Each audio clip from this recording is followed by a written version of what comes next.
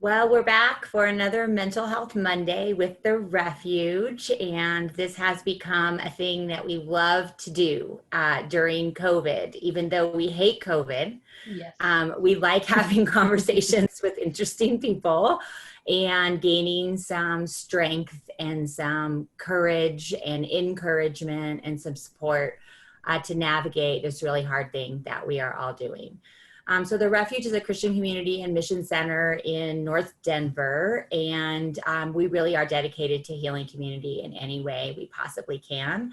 So it's been really fun to partner with my friend Jo Rainey from the Refuge and also Mindful Member Care, where she journeys with a lot of people who are working around the world in really hard places and sustaining and offering support for them. And our original vision was just that we'd create a little nugget on Mondays that people could take and somehow use and glean something from. We've learned a ton. I mean, I have drawn on them in all kinds of different ways. And so today we're extra excited to have with us a new voice at the Refuge, a voice that a lot of you at the Refuge may not have heard before. And that's always an extra special gift to us. Because it's another person to learn from. And so Kay Bruner is here with us from Dallas, Texas. And she's a therapist in private practice, and she's journeyed in a lot of hard places around the globe for many years and knows pain in her own story and how hard it is to hold on to hope in this really, really hard world. So glad you're with us, Kay. Thanks for having me. Super excited.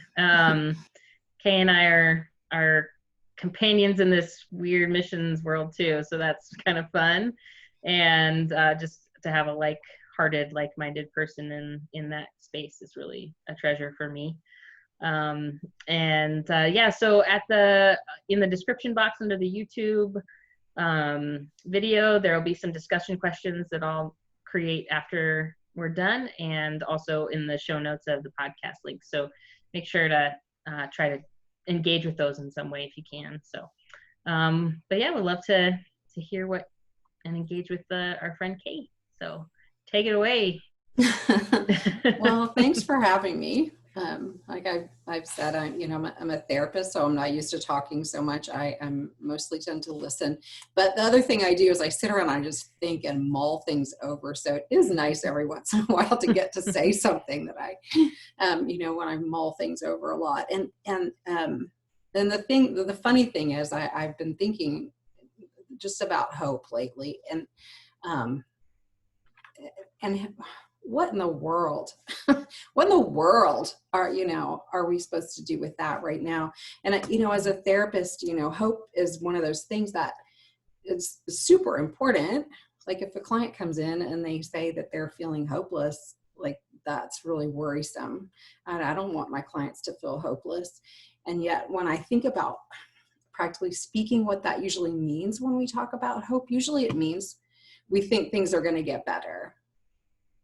Right. And Yeah. even in Christian circles, that's what we mean, right? I mean, it's hard to avoid that idea that hope means it's going to get better. Like, it's hard for me to find any other sort of idea of hope that doesn't mean, have that in it. And I feel like, we've been so privileged and so wealthy that we've been really good at usually making things better, whatever it is. We can usually buy our way out of it, or, somehow we can fix it, get the right medication, or we'll change the circumstances, or we'll do something's going to get better. And we have hope about that. And I think there've always been, lots of people, on the margins of society who know that that's crap. That's not their life, that things don't get better, that they've tried everything and nothing ever works and everything just keeps getting worse and worse. But that's not been the majority experience, I think, in our country. And so I feel like this current situation that we're in has really thrown a lot of people really for a loop, because it's, here we have sat for months and months and it's not getting better. And I'm not sure That's going to get better really very soon. And it's very difficult, I think, for privileged rich people to be in a situation where they can't do anything. And so and not only have I been thinking about, like the pandemic, but I'm also thinking about climate change. I feel like there's a lot of stuff kind of stirring under the surface of our, of our culture, of our whole world, really, that's not going well. It's not going how we think it should go and how we're used to thinking about it. And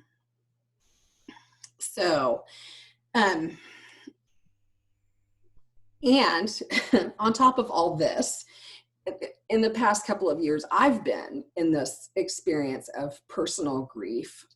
My daughter died in July of 2018, and it's a thing you can never make better. And it's really interesting to kind of just sit and observe how people function around that, and what it means for everybody when there's this thing that can't be made better. And I think that, one of the things I've learned to say, is that spiritual bypassing is not a spiritual gift. And yet, it is our go-to. Yeah. Like we love to spiritual bypass because it's so hard to have something that you Can you explain that term if people haven't heard it before? Yeah, just using any kind of sort of, but it'll be worth it all. It will be worth it all when we see Jesus, or she's in a better place, or, they're just like, they're not suffering. I mean, there's just lots and lots of things, just kind of pat you on the head, I mean, I've had people, I had somebody say to me, well, she would want you to do better. Like I was not doing well enough. Oh my gosh. Yeah. That person got a nasty letter from me. Understandable. So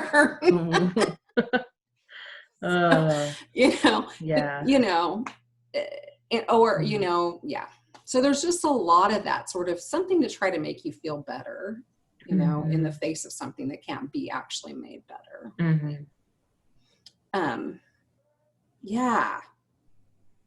So I'm just curious. I'm curious to hear from you guys, like what actually works for you?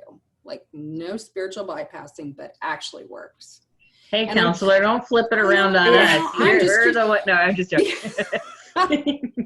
Because I'm just like, what are we doing here? So, and the reason I wanted to ask you this is because, Kathy, you've been where Kathy and I are walking the same kind of road together. And Joe, you've lived in places where people, like all the things that we would say, well, here's a list of 27 things we should fix and your life would be better. And people have access to none of that when you live in the kind of situations that they're living in. So I'm just curious, like, I love what you shared, that there's just nothing that can make certain things better. And it's a really hard concept for everyone to understand because they want, the way I describe it is that every skill, and this is a little bit in the case of COVID too, for some people, like every skill that I apply related to surviving the grief, the loss of our son last fall, every therapeutic skill, every breathing skill, every contemplative skill, every processing skill, every physical skill, like every single thing only keeps us not from sinking completely. Yeah. And there's this gap, and this gap none of it can close the gap. And everyone wants the gap to be closed. Yeah. And so explaining, like learning how to live in the gap, and Parker Palmer, I think, calls it, the tragic gap. And I really relate to that there are some things that can't be fixed. And so even in the conversation about surviving mental health wise during COVID, is that, it really isn't to be flying. And it's not to be soaring. It is basically to keep breathing and, to hopefully, not always be flat on the ground. And so sometimes to be able to stand for a little bit or take a few steps, or, I mean, that's reality. Everyone hates to hear this. They hate it. They do. And they want fast, do this. We want to be through this and we want to be on the other side. And it just doesn't work that way. And it's really interesting to experience in my own life, to realize that I always have, because I've worked in hard places, that there's just some things that just nothing works. And it's never going to, and people really want to believe if you just blank, that's always the danger zone. If you just blank, then that's kind of the warning sign that a spiritual bypass is right behind to occur. Warning. Yeah, and I'm just thinking about like the rise in conspiracy theories right now, and just I think that's a lot of that gap, is that we're in this liminal space where there's so much uncertainty, and if we're honest, all of life is uncertain, but the illusion of certainty and the illusion of control is very elusive right now. And so in that space, it's like flooding in with all these like, this is why this is all happening. It's some grand narrative of conspiracy or grand, and rather than just the uncertainty of just sitting in that space where we don't know what's going to happen and things might not be okay, or they haven't been okay for 170,000 people and their families. And so what do we do with that, and how do we sit with that? And I think some people cope by finding these fantastical kind of solutions or diverting their attention to other things. And but sitting in that space is tough. Yeah. I'm really curious though, like how, like when you lived overseas and you lived with people and, who were in that place, like, and this is how your life is going to be, like, what do you see? Like, how do you see people coping with that and living with that? It's interesting. I think that actually my neighbors, so I lived in a slum in India, and my neighbors have had a lot more resilience, I think, than I did. And so I don't know if that part of that is just they're more okay with uncertainty and with things, or you just get used to life and death being fragile. And so when someone dies, it's sad, but it's just part of life. I remember hanging out with a friend in college at her farm in Minnesota, and her dad was like, "Oh yeah, that's the dead animal pile." And I was like city girl. So I mean, like, there's this giant pile of just animals that had died because they just died, and like calves that died in birth, and all this stuff. And like, it's not like he doesn't care. It's just he's more aware of life and death and this reality that we can't control things. And so I think that actually my neighbors had an amazing resilience in the face of really crazy, horrible things, because that's been their whole life, living in a slum, growing up in a slum, never going into nature, this capacity to, and it wasn't that they thought everything was going to be okay, because things weren't necessarily that way, but that wasn't even a frame.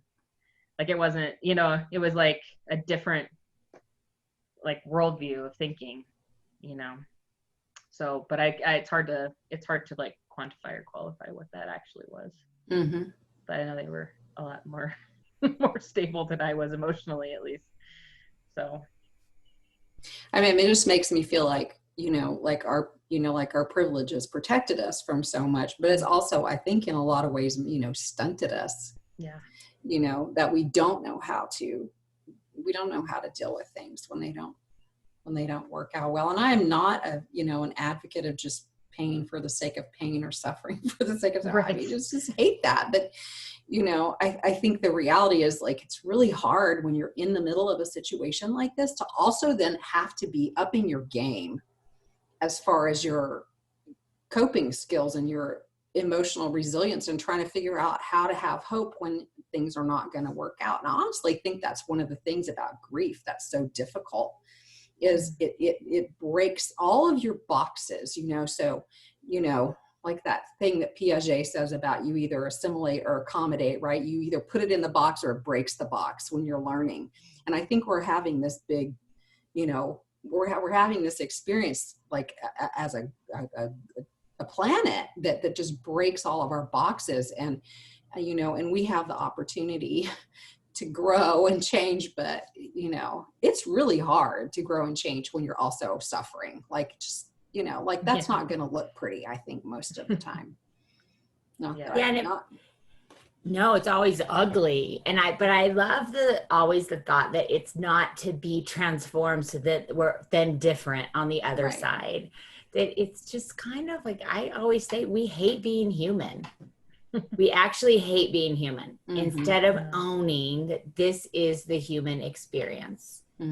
Pain and glory and goodness. I mean, Joe and I were together in the woods today, up in the mountains this morning with some friends from the Refuge. And it was so beautiful. It was beautiful in the middle of this really hard thing. And there was this sense of they both can exist at the same time. And just owning that we're hurting and it sucks and there's not a good ending to the story necessarily, but there still is, you know, the leaves are still, you know, drifting, and, you know, the sky is still blue and the earth is beneath us. And, you know, it's just such a weird thing. And that's not like a bypassing. It's just a somehow anchoring in to kind of the right sizing and recovery. You know, it's a big part is I need to right size myself. I don't want to be too big. I don't want to be too small. And that's probably a piece of this too. I just thought of that. Just learning how to be right sized. And the world's suffering, and the world has suffered. The United States, a lot of us, we suck at it. We do suck at it worse than other places, I think. And so it's like learning how to integrate it, to me, is kind of hopeful, but so hard. I 100% think that beauty matters so much, and the earth matters so much, and getting ourselves out of our sort of our human, you know, out of our human disaster space and getting out aside if you can, getting to a beautiful place if you can. To me, it's so incredibly helpful in healing. And another thing that that's helpful to me is just other human beings are also really helpful. And that to me is one of the most difficult things about this stupid pandemic is, you know, that it's so hard. It's so hard to do things on your own and by yourself. And, you know, and I think it's been really, really difficult for a lot of us to, you know, have the kind of community that I think is just like critical to all of us feeling decent and having hope, you know? Yeah. Yeah, for sure. I've been thinking of that verse, which, you know, always growing up, you know, was framed, the do not give up meeting together was framed as like, go to church or you're bad, you know, like I'm like, and it's just funny coming into, I've just noticed with the Refuge, like we're taking a very conservative approach to COVID and protecting. We have a lot of high risk people in our community and just a lot of people who are aware of the science. And so we're trying to be very care for each other well in this. And so we aren't gathering in person yet and things like that. But I was just thinking about how people are getting used to not gathering, and they're getting used to just doing their own thing and being alone. And even though it sucks to be alone, it's when you get in those habits to like break out of the habit. And so to me, that verse popped into my head the other day, just thinking like, we have to keep meeting, like in safe ways, in responsible ways. And, you know, it's not about like, I need to prove that I have a right to do something. Not about our rights. It's about the fact that like we can do it safely and caring for one another, but in a way that like, we can't give up meeting together. We just can't, because we need each other and we need that connection. And so there's ways to do that safely, but like we have to have that, because otherwise we're going to drown. But it's easier to like not, especially once you've been in the habit for 6 months or probably. And it's scary. Yeah. It's like really terrified of everybody now. It's awful. Well, yeah, it's just like, am I gonna, especially because it's asymptomatic, it's like, am I gonna kill someone? I You know, know. we had a garage sale yesterday, and our neighbor across the street came over, and she's elderly, and she didn't have a mask on, and like I didn't have a chance to get my mask on quick, and then she's like right up in my grill, and I was just like, ah, I don't want to kill you. And I like, probably not. It was outside, and you know, I know all the science and stuff, but it's still just that like, but the more we practice it, the better it gets, and the more natural it gets. And Kathy was saying that today, like, it's not about getting normal, it's about things becoming more natural and just not as hard. And so that's another thing I've been thinking is like, how do we find little pockets where it's just not hard, where we don't have to like have people yelling at us about wearing masks, or you don't feel bad that you're just trying to like keep each other safe and love each other well in this way. And it's just a little bit easier, you know. Yeah. And actually, you saying that makes me think of something I saw this week. It was like the Buddha's Four Noble Truths for 4-year-olds. It was like people feel sad, and then kind of goes through. And the last one is, so instead of thinking about your sadness all the time, be kind to each other, and be kind to the earth, be kind to the animals. And I was like, I think I can do this. Oh. This is where I'm at. I'm like at a 4-year-old. I think you had somebody that talked about regression a few weeks ago, and I listened to it. I was like, oh, the baby is in the room. Yeah. I was like, the 4-year-old is here. I think I can do the 4-year-old stuff. Like, just be kind. Yeah. But they're wise too. Those little kids are wise. Gosh. They're wise, So and they're adaptable. And you know what? I just thought of this, is that 4-year-olds are not thinking about figuring something out. That's right.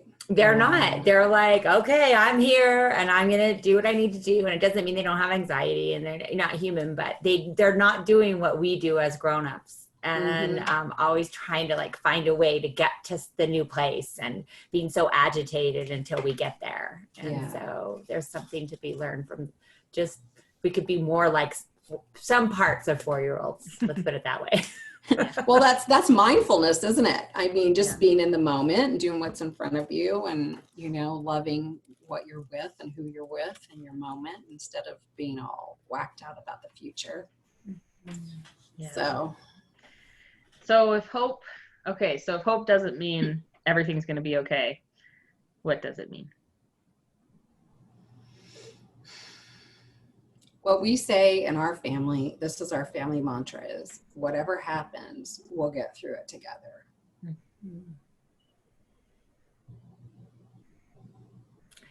Yeah, that brings me hope, honestly.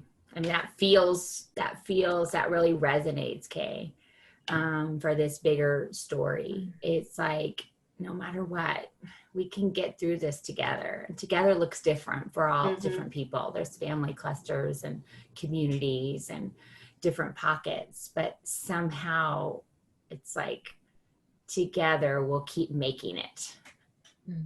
We'll keep making it as best we can. Yeah. That's what we're doing in our family. That's what we've been doing for the last 2 years, and the word, the more kind of things look weird, the more we keep saying to our kids, we're here, we're not going anywhere, we're here, Yeah, I think that I was just thinking about India again too, and that's definitely like the collectivist mentality versus the individual mentality, and there's strengths of both worldviews. In the West we have this individualistic mentality, which is not a strength right now during COVID at all, but we have ingenuity and we've invented a million, electricity, all the things we're using right now. But the downside is just that, like, every man for himself, every woman for themselves. But the collectivist mentality in India, that what you're saying, like we can get through this together. And like, when I was sick, I lived in this, if I was sick in the slum, my neighbors would bring me food, or we would care for each other, and it was a community. And so that I think that's part of the resilience, is that they know there's people there to care for each other, and they're not in it on their own. So